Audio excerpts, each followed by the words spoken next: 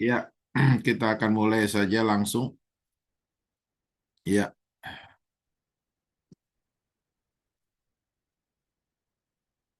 ya, judul firman Tuhan pada hari ini yang saya sampaikan, ya, tanggung jawab berdasarkan Alkitab. Ini sudah kelihatan ya, Pak Martin? Sudah kelihatan kah?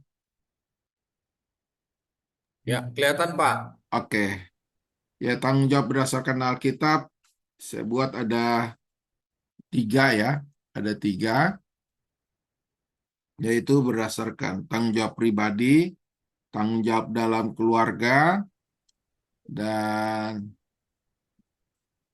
tanggung jawab pada setiap perkara berdasarkan Alkitab. Jadi ada 3 poin kita bahas pada hari ini. Ya, tanggung jawab pribadi berdasarkan Alkitab. Ya, tanggung jawab pribadi berdasarkan Alkitab. Yang pertama, setiap orang bertanggung jawab atas dirinya sendiri. Ya, tadi sudah disampaikan kesaksian dari Pak Martin ya. Ya, setiap orang akan memikul tanggungannya sendiri, Galatia 6 ayat 5 ya. Tiap-tiap orang akan memikul tanggungannya sendiri. Ya, kalau apa yang dilakukan ya itu yang ditabur, itu yang dituai ya.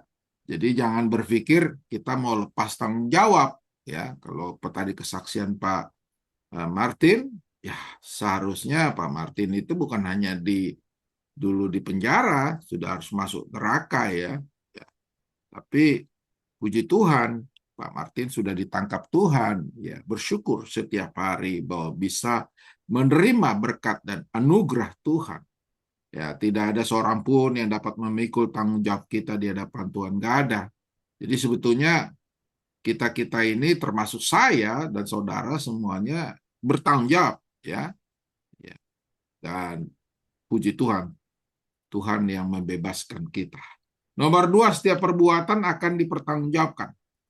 Kita akan menghadap takhta pengadilan Kristus untuk menerima balasan atau perbuatan kita. 2 Korintus 5 ayat 10, sebab kita semua harus menghadap takhta pengadilan Kristus supaya setiap orang menerima balasan sesuai dengan perbuatannya. Bema toteo. Nanti akan kita lihat videonya ya. Jadi setiap apa yang kita perbuat dipertanggungjawabkan, ya, dipertanggungjawabkan baik dan buruknya. Yang ketiga, tanggung jawab bermula dari pilihan pribadi. Ya, kita manusia dikasih free will, kehendak bebas. Ya, setiap pilihan hidup membawa konsekuensi. Pilihlah yang benar, kita akan menuai apa yang kita tabur. Kalau kita pilih yang salah, kita akan menuai apa yang kita perbuat ya. Jadi itulah tanggung jawab kita bermula dari pilihan pribadi. Ya, janganlah kamu sesat, Galatia 6 ayat 7. Allah tidak membiarkan dirinya dipermainkan, sebab apa yang ditabur orang itu juga yang akan dituainya. Yang keempat, kedewasaan iman ditunjukkan melalui tanggung jawab. Ya, tadi tanggung jawab ya. Ya, dia bertanggung jawab kepada pihak aparat, Pak Martin, ya, dan bertanggung jawab juga kepada Tuhan, ya, mempertanggungjawabkan. Orang yang bertanggung jawab adalah orang yang dapat dipercaya Tuhan dalam hal yang lebih besar. Ya, Lukas 16 ayat 10 kita tahu barang siapa setia dalam perkara kecil, ia juga setia dalam perkara besar. Dan barang siapa tidak jujur dalam perkara kecil, dia tidak jujur dalam perkara besar. Ambillah tanggung jawab atas dirimu hari ini, dan hidupmu akan berkenan di hadapan Tuhan. Ya, jadi ambil tanggung jawabmu atas dirimu, dan Tuhan akan berkenan. Ya, kita lanjut supaya langsung saja. Ya, kita akan dengar. Oke, mari kita bedah satu konsep Alkitab yang super menarik hari ini. Tahta pengadilan Kristus. Coba pikirkan pertanyaan provokatif ini. Menurut Anda, apakah status kita semua bakal persis sama di surga? Nah, jawabannya ada pada Bema. Ini tuh semacam panggung evaluasi Kristus untuk ngasih kita pahala. Lihat deh, runtuhan sejarah di Korintus ini. Dulunya, ini tempat para atlet menerima mahkota kemenangan. Yang penting dicatat, Bema ini bukan tempat penghukuman ya, tapi murni evaluasi atas perbuatan kita. Biar makin jelas, yuk kita bandingin dua konsep ini berdampingan. Jangan sampai tertukar loh. Pertama, keselamatan. Ini murni hadiah gratis dari Tuhan. Posisinya mutlak terjamin berkat kasih karunia-Nya. Tapi, kalau pahala, itu pencapaian di masa depan. Anda harus meraihnya lewat kesetiaan pelayanan sekarang. Alkitab bahkan nyebutin pahala spesifik yang luar biasa loh. Ada mahkota abadi sampai mahkota kehidupan. Nah, ini nyambung ke prinsip tabur tuai. Serius deh, Tuhan tuh nggak bisa dipermainkan. Tanam jagung, ya panen jagung. Menabur dalam daging berujung kebinasaan, menabur dalam roh, menuai kehidupan. Kutipan ini keren banget. Pikiran dan tindakan kecil kita ternyata punya efek bola salju kekal. Dari sekedar gagasan jadi tindakan, lalu kebiasaan, sampai akhirnya membentuk karakter dan takdir spiritual kita. Makanya, di surat Galatia dibilang, tiap orang bakal memikul tanggungannya sendiri. Karakter pribadi itu krusial. Bayangin, tanggungan ini bukan beban berat yang menyiksa, tapi kayak ransel tanggung jawab pribadi kita. Kita memang saling bantu saat ada beban berat, tapi urusan akuntabilitas pribadi, ya bawa sendiri-sendiri. Nanti, saat kita ditata bema, semua motif tersembunyi dan karakter asli kita bakal dibongkar habis. Tapi tenang aja, kesadaran ini justru harusnya jadi motivasi positif biar kita makin setia sekarang. Semua piala dan sukses duniawi pasti dilupakan, tapi investasi spiritual Anda, itu yang bakal abadi. Kalau fokus hidup Anda buat surga, wah, semua kesuksesan di dunia ini cuma jadi bonus manis. Jadi kita harus mulai memfilter setiap keputusan harian pakai kacamata perspektif 10.000 tahun ke depan. Dr. Vernon Grounds punya satu pertanyaan brilian banget buat memfilter semua pilihan besar kita. Coba tanya ke diri sendiri, apa bedanya keputusan saya hari ini dalam 10.000 tahun nanti? Oke, sekarang masuk tanggung jawab dalam keluarga berdasarkan Alkitab. Tadi tanggung jawab pribadi, sekarang dalam keluarga.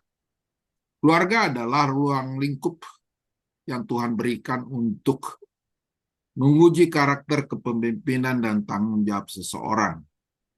Ya, yang pertama dalam 1 Timotius 5 ayat 8, tanggung jawab utama setiap anggota keluarga adalah saling memelihara, memenuhi kebutuhan dan melindungi satu sama lain. Ya, kita perlu pemeliharaan dan menjaga keluarga. Sangat penting. Ya, pada hari-hari ini menuju on the way, saya katakan on the way ya, menuju akhir zaman, karena ini zaman akhir, ya, menuju akhir zaman, itu banyak anak-anak yang tidak menghormati orang tua, keluarga, tidak peduli kepada agama. Nah, ini yang menjadi pembahasan tanggung jawab keluarga itu sangat penting, ya. Yang kedua, nanti ada videonya, mendidik anak dalam jalan Tuhan. Mendidik anak dalam jalan Tuhan. Amsal 22 ayat 6, orang tua memikul tanggung jawab penuh untuk mendidik anak-anak di dalam jalan kebenarannya sejak dini. Jadi pendidikan rohani di rumah membentuk karakter mereka sepanjang hidup. Ya, kalau kita lihat di Perjanjian Lama Ulangan 6 ayat 4 sampai ayat 9, ajarkanlah anak-anakmu berulang-ulang. Ya, berulang-ulang. Jadi tidak cukup anak-anak itu hanya sekali. Ya, kalau orang tuanya tidak pernah mengajarkan, jangan hasilkan anak yang luar biasa. Ya, ya, biasanya anak yang tidak luar biasa atau anak-anak yang tidak mempunyai prestasi yang baik itu biasanya dari rumah tangga atau rumah keluarga yang tidak baik juga. Makanya inilah perlunya konseling pranikah sebelum menikah. Yang ketiga, memimpin dengan teladan dan kasih. Ya, memimpin dengan teladan dan kasih, bukan hanya marah-marah, ya, bukan punya memaksa, tapi harus teladan. Suami dan istri dipanggil untuk saling mengasihi dan menghormati dan melayani seperti Kristus mengasihi jemaatnya. Teladan lebih kuat daripada sekedar kata-kata. Ya, anak-anak akan melihat orang tuanya. Kalau orang tuanya sering berantem, ya anak-anaknya orangnya ya nanti akan merusak jiwanya. Apalagi kalau sampai eh, berpisah ya, atau orang tuanya nggak punya waktu untuk bertemu karena sibuk dengan satu sama lain. Ya, yang keempat, dalam keluarga bersatu dalam doa dan firman. Ya ini Yosua 24 ayat 15, keluarga yang berdoa dan berpegang pada firman Tuhan akan kuat menghadapi setiap tantangan dan mengalami berkat Tuhan. Ya, bagaimana almarhum ayah saya cepat dipanggil, saya umur 10 tahun, saya anak pertama. Kami dari kecil setiap pagi, setiap bangun, Dan setelah mandi dan sebelum makan pagi, jam 5 pagi, kami sudah di meja makan, kami sudah berdoa dan baca saat teduh dan berdoa, dan ayah saya menyampaikan firman, dan kami baru berangkat sekolah dan ayah saya berangkat kerja. Jadi kita dibiasakan begitu juga sebelum tidur. Ya, pagi dan malam kami lakukan. Ya, inilah yang menumbuhkan kekuatan firman dalam kehidupan kita. Bangunlah keluarga yang berkenan di hadapan Tuhan dengan kasih, kesetiaan, dan tanggung jawab. Nah, ini keluarga ini bukan hanya, makanya perlu konseling pranikah, nggak hanya bucin, modal cinta. Di Indonesia itu kan seperti itu, 100% saya katakan. Hampir 100%. Konseling pranikah di Indonesia rata-rata hampir gagal. Banyak gereja tidak melakukan konseling pranikah selama minimal 4 bulan yang diatur oleh Kementerian Agama, Dirjen Bimas Kristen. Minimal 4 bulan. Tapi karena desakan-desakan adat dan hamil, ya cukup 1 bulan. Apa yang mau bisa didapat? Kalau gereja Katolik itu 1 tahun. Sehingga kita mengerti tanggung jawab suami dan istri. Ya, mengasihi, kesetiaan, dan tanggung jawab. Oke, kita lanjut saja kepada film. Halo semuanya, selamat datang di sesi pemaparan materi kita kali ini.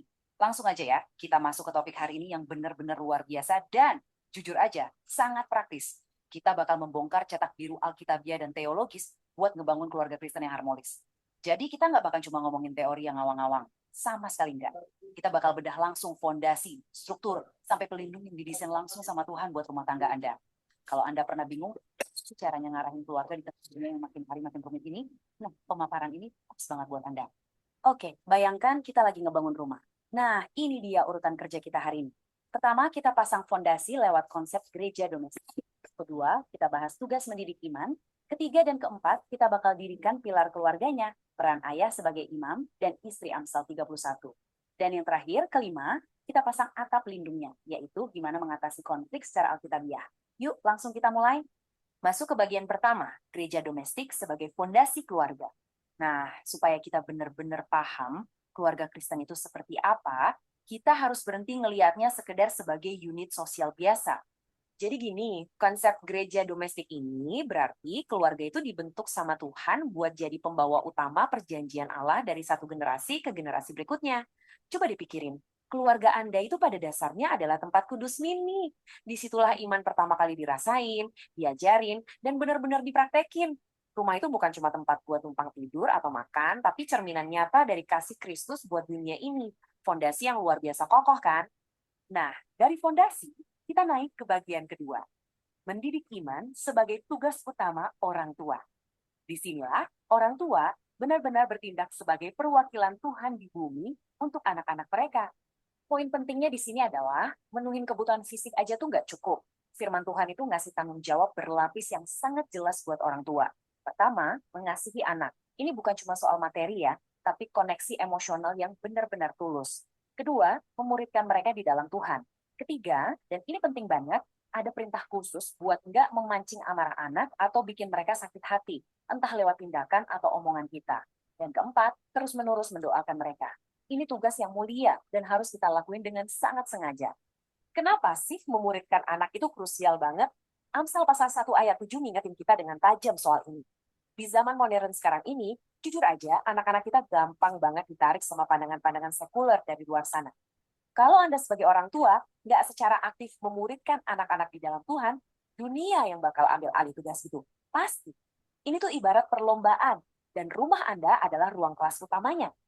Lanjut ke bagian ketiga, ayah sebagai imam dan pemimpin spiritual. Ini dia, pilar utama yang menopang gereja domestik kita. Alkitab tuh benar-benar eksplisit soal ini.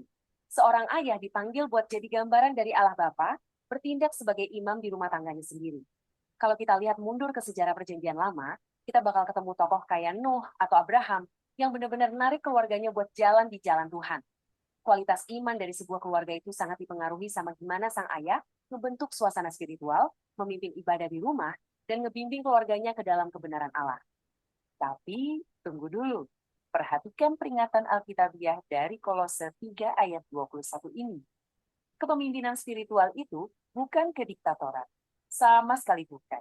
Peran ini butuh kasih yang dalam banget, kesabaran ekstra, dan pastinya tanpa kekerasan. Kalau seorang ayah memimpin pakai tangan besi dan kata-kata kasar, hati anak malah bakal jadi tawar dan muncul kepahitan. Imam keluarga yang sejati itu memimpin dengan cara melayani dan mengasihi. Sekarang kita masuk ke bagian keempat, istri Amsal 31 sebagai pilar kebijaksanaan. Buat ngerti desain Tuhan tentang pilar kedua yang sangat vital ini, kita harus lihat hikmat yang gak lekang oleh waktu dari Amsal 31. Istri yang digambarin di pasal ini tuh jauh banget dari kata pasif. Yang bikin teks kuno ini luar biasa menarik adalah betapa nyambungnya ini sama realitas modern kita. Dia itu benar-benar mitra yang sejajar. Suaminya ngasih kepercayaan penuh ke dia. Dia pekerja keras yang jago banget ngatur urusan rumah tangga. Bahkan secara praktis, dia bisa meredam tekanan-tekanan zaman sekarang kayak masalah finansial. Lewat dedikasi dan kebijaksanaannya, dia ngangkat kehormatan keluarganya, dan dia natap masa depan dengan optimisme, bukan kecemasan. Terus, apa sih rahasia di balik semua kekuatan dan kemampuannya itu? Jawabannya ada di prinsip ini. Amsal 31 ayat 30 ngasih tahu kita kalau nilai sejatinya dan sumber dari semua kapasitasnya yang luar biasa itu murni berakar dari hubungan intimnya sama Tuhan. Rasa takutnya akan Tuhan.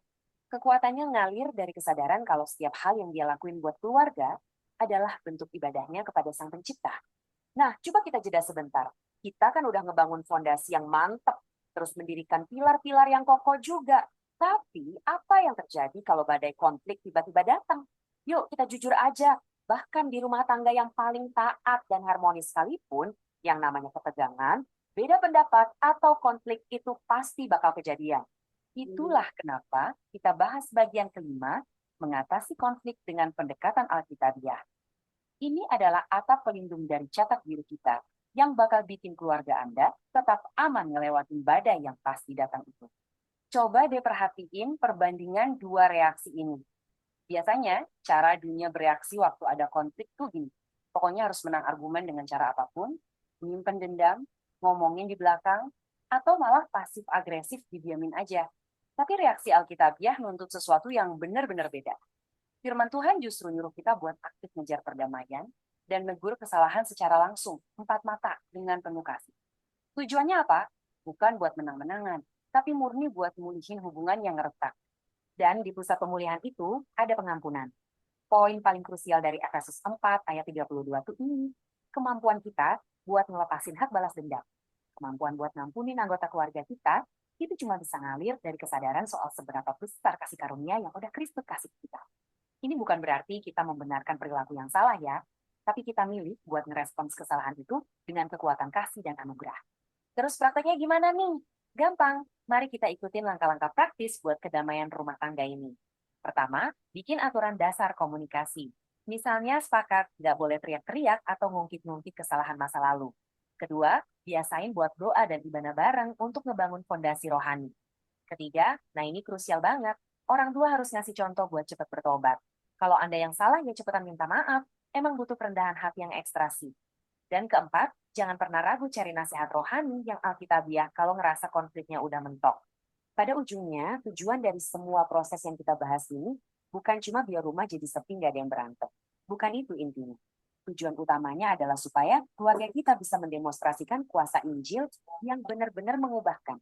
Waktu kita nyelesain masalah pakai kasih dan pengampunan, rumah kita otomatis berubah jadi etalase anugerah yang mempertontonkan kasih Kristus secara nyata ke dunia yang lagi ngeliatin kita.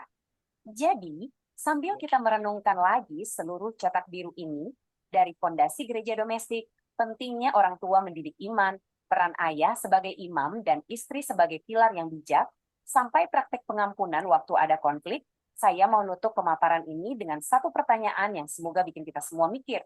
Apakah keluarga Anda cuma bakal jadi sekedar tempat numpang tinggal, atau Anda bakal benar-benar nerapin cetak biru ini buat membangun sebuah gereja domestik yang sejati? Keputusannya ada di tangan Anda. Yuk, mulai bangun dari hari ini. Terima kasih banyak udah nyimak pemaparan materi ini, dan sampai jumpa.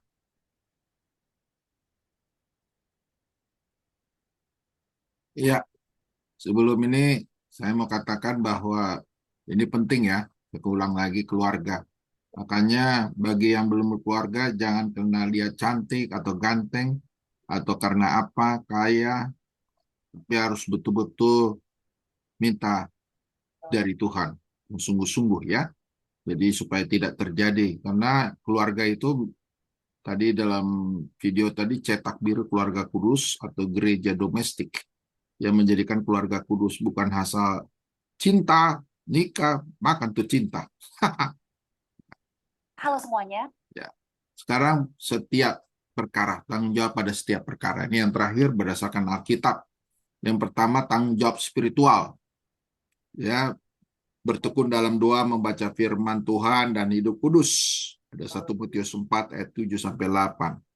Ya, tanggung jawab spiritual. Ini perkara hidup kita. Latihlah dirimu beribadah kepada Allah, karena latihan badani berguna untuk sedikit, tetapi latihan ibadah berguna untuk segala sesuatu.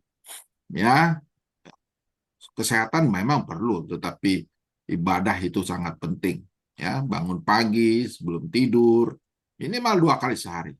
Ya, Nabi Daniel 3 kali, ya lebih mungkin 5 kali ya. Jadi usahakan terus ya. Tanggung jawab pribadi, bertanggung jawab atas pilihan, sikap, perkataan dan perbuatan sendiri tadi sudah di pribadi ya. Yang ketiga tanggung jawab dalam pekerjaan. Nah, ini integritas ya, bekerja dengan jujur, ya, rajin dan sebaik-baiknya seperti untuk Tuhan ya. Kolose 3 ayat 23. Apapun yang juga kamu perbuat, perbuatlah dengan segenap hatimu seperti untuk Tuhan dan bukan untuk manusia. Ya, jadi tanggung jawab dalam pekerjaan ya. Orang yang bertanggung jawab pasti akan menjadi orang yang sukses, saya katakan. Tanggung jawab dalam keuangan. Nah, ini dia, mengelola keuangan dengan bijak, jujur dan tidak boros. Ya. Sekarang banyak anak Tuhan masuk lapas ya, masuk penjara, apalagi di Sukamiskin itu Bandung. Ya, kenapa? Tidak tanggung jawab dalam keuangan, ya, banyak yang korupsi. Nah, ini bahaya. Termasuk saya juga harus hati-hati. Ya, karena saya sudah terbukti selama ini hidup dalam pekerjaan saya di sekuler sampai hari ini bisa dinyatakan bersih oleh pemerintah. Ya, bisa dinyatakan bersih ya. Ya, jangan sampai saya seorang hamba Tuhan, besok saya diangkat oleh presiden, tiba-tiba saya korupsi. Nah, ini juga cuman pinter ngomong doang nih Bapak Pendeta gitu kan. Ya, memang harus kita tanggung jawab dalam keuangan ya. Barang siapa setia dalam perkara kecil, ya setia juga dalam perkara besar. Dan barang siapa tidak jujur dalam perkara kecil, ya tidak juga jujur dalam perkara besar. Yang kelima, tanggung jawab dalam relasi, menghormati, mengasihi, dan peduli terhadap sesama. Ya, kita perlu menghormati, mengasihi, dan peduli. Nah, ini di hari-hari ini, di zaman ini, waduh, susah ya. Ya, kita menghormati yang lebih senior, lebih tua, yang lebih pandai, ya. Terus mengasihi dan peduli terhadap sesama ini sudah mulai dekadensinya, sudah menurun sekali terus ya. Roma 12 ayat 10. Hendaklah kamu saling mengasihi sebagai saudara dan saling menghormati dalam memberi hormat ya. Saya kira ya, saudara-saudara kami yang ada di Lapas Pontianak ya, mari saling mengasihi satu sama lain. Nggak ada yang di situ apa ya, ya istilahnya lebih sok jago ya, lebih hebat ya. Harus saling ya menghormati, mengasihi dan peduli ya. Yang itu paling penting kalau di dalam lapas. Ini paling penting nih. Tanggung jawab dalam pelayanan, melayani dengan setia, rendah hati dan penuh kesungguhan. Nah, tanggung jawab dalam pelayanan kalau sudah dikasih jadwal ya dipersiapkan kesehatannya, rohaninya ya, tanggung jawab ya. Demikianlah haruslah dipandang orang mengenal kami, yaitu sebagai hamba Kristus dan pengurus rahasia Allah. 1 Korintus 4 ayat 2. Ya, tanggung jawab yang setia dalam setiap perkara akan menghasilkan hidup yang berkenan di hadapan Tuhan dan membawa berkat bagi diri sendiri, keluarga, dan orang lain. Mulailah dari hal kecil, lakukan dengan setia dan percayalah Tuhan akan memberikan hasil. Apa nih? Ya, saya nggak kelihatan. Ya, oke. Jadi itu yang bisa saya sampaikan dan lanjut sekarang filmnya. Oke. Coba bayangin deh, lahir dan besar di tengah segala kemewahan. Keluarga kaya raya, punya satu dari cuma 2 mobil Mercedes di kotanya saat itu, dan ayah yang sangat dihormati. Keren banget kan? Tapi karena urusan politik, semuanya hancur berantakan. Keluarga ini jatuh miskin dan terpaksa kabur ke Jakarta. Dari yang tadinya hidup serba mewah, seorang pria bernama Antonius Pay tiba-tiba harus tinggal di bekas kandang sapi. Bayangin, dia bertahan hidup cuma dari sisa-sisa makanan yang sebenarnya udah nggak layak. Nah, realita pahit ini narik dia jatuh ke jalan yang super gelap. Mulai dari merampok, kecanduan narkoba parah, sampai overdosis morfin yang bikin dia tergeletak tak berdaya. Dan ujung-ujungnya, keluar masuk penjara sampai 3 kali. Halo semuanya, selamat datang lagi di sesi bedah materi kita kali ini. Hari ini, kita bakal ngeksplorasi sebuah topik yang benar-benar luar biasa, yaitu tentang gimana doa dan kerja keras itu punya kekuatan super buat bawa transformasi dan kesuksesan yang nyata, bahkan di dalam penjara sekalipun. Lewat kisah-kisah legendaris sejarah kayak Yusuf, Paulus, Silas, sampai kesaksian modern dari Antonius P. yang barusan kita singgung, kita bakal lihat bareng-bareng nih, gimana dua kekuatan ini bisa merubah tempat paling gelap jadi tempat kemerdekaan spiritual yang sesungguhnya. Oke, langsung aja kita masuk ke pembahasannya ya. Ini dia rute perjalanan kita hari ini. Pertama kita bakal bahas realita penjara fisik. Terus lanjut ke kekuatan doa dan pujian. Ketiga, kita masuk ke kerja keras pembawa berkat. Dan terakhir, gimana caranya bebas dari penjara jiwa. Sip, kita mulai dari bagian pertama, realita penjara fisik. Kalau kita merujuk ke sumber dari God Questions yang kita analisis ini, literatur mencatat kalau pada dasarnya ada 2 tipe orang di dalam penjara. Di satu sisi, ya jelas ada mereka yang memang bersalah. Orang-orang yang dihukum karena memang sengaja melanggar hukum negara, kayak kisah Antonius P tadi. Tapi di sisi lain, ada juga loh mereka yang sama sekali nggak bersalah. Mereka ini murni jadi korban sistem yang bobrok atau kena fitnah keji. Contohnya kayak tokoh sejarah Yusuf dan Rasul Paulus. Nah, Alkitab punya panduan yang beda nih buat 2 tipe ini. Buat yang bersalah, dorongannya jelas banget, yaitu bertobat dan taat hukum. Tapi buat yang nggak bersalah, yang ditawarkan adalah pengharapan dan kedamaian, persis di tengah ketidakadilan yang lagi mereka alamin. Tapi coba deh kalian perhatikan kontras yang gila banget di sini. Kalau kita bayangin orang lagi berdoa khusyuk di penjara kuno, kita tuh harus ingat realita fisik yang mereka hadapi. Penjara zaman Romawi atau Mesir kuno itu bukan fasilitas modern kayak sekarang, teman-teman. Menurut catatan dari gereja RDMP dan Kamus Alkitab Sabda, penjara zaman dulu itu seringnya berupa ruang bawah tanah atau semacam sumur yang gelap gulita, lembab, dan pengap banget. Belum lagi, para tahanan ini dirantai. Kaki mereka dijepit pakai pasung yang pastinya sakit luar biasa, bahkan cuma dikasih roti dan air seadanya dan dijaga sama sipir yang galak-galak. Maksudku, bisa bertahan hidup aja udah mujizat, apalagi buat nemuin kedamaian kan? Nah, ini ngebawa kita ke bagian kedua, kekuatan doa dan pujian. Kita lihat satu kisah epik yang terjadi di kota kuno Filipi. Bayangin kalian jadi Paulus dan Silas. Tubuh kalian babak belur abis dipukulin. Dilempar ke sel yang paling dalam, terus kaki dipasung kenceng banget. Kira-kira apa respons kalian? Kalau mereka sih luar biasanya, sama sekali nggak ngeluh. Bayangin, di tengah malam yang gelap itu, mereka malah berdoa dan nyanyi-nyanyi muji Tuhan. Dan sejarah mencatat, tiba-tiba aja ada gempa bumi besar yang sampai bikin semua pintu penjara kebuka dan ngelepasin belenggu mereka semua. Kepala penjaranya sampai ketakutan setengah mati dan nyaris bunuh diri karena ngira tahanannya pada kabur. Tapi Paulus langsung mencegahnya. Dan tebak apa hasil akhirnya? Sang penjaga dan seluruh keluarganya malah diselamatkan dan hidup mereka berubah total tepat di malam itu juga.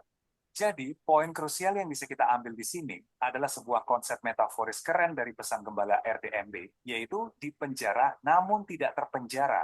Ini tuh sepenuhnya soal mindset dan jiwa, teman-teman. Ya, tembok batu dan jeruji besi emang bisa ngurung fisik kita, tapi pikiran, roh, kreativitas, dan tujuan hidup itu semua sama sekali nggak bisa dibelenggu. Kebebasan yang sejati ternyata nggak pernah ditentukan oleh batasan fisik di sekitar kita.